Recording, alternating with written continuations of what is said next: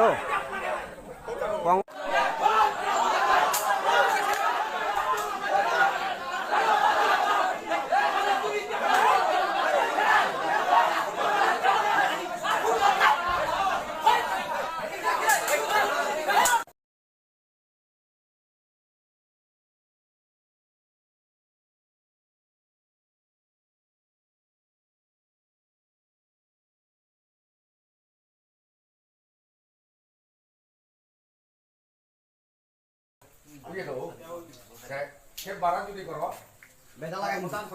স্যারের যে আপনারা যে আজকে যে কমিটি লিস্ট আমার কাছে জমা দিয়েছেন, এটা আমি আমার ঊর্ধ্বতন কর্তৃপক্ষ হায়ার অথরিটি বিডিও মহাশয়ের কাছে আমি এটা সাবমিট করলাম, প্রেরণ করলাম।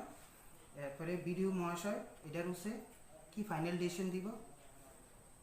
আর এই সময়ের মধ্যে আপনারা ওয়েট করতে হবে কিছুদিন, 15 থেকে 20 দিন বা 1 মাসের মতো। এটার উপরে ভিত্তি করে গভর্নমেন্ট কি ডিসিশন নেয় এটার উপরে আমরা বিডিও স্যারের মাধ্যমে আমরা পঞ্চায়েতে যখন আইব তখন আপনারা জানানো হইব।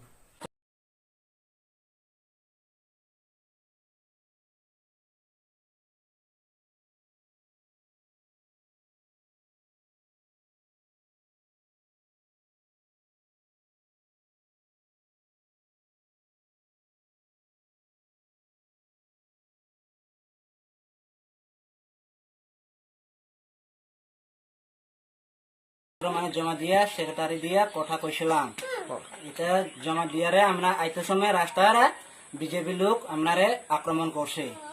আবার ক্রিকেট বল ব্যাট দিয়ারে আমার মাঠটা আছে মফিস চাকমা আর দীপজল আর এটা মনু তারা কোন জায়গা মারছে আপনারে?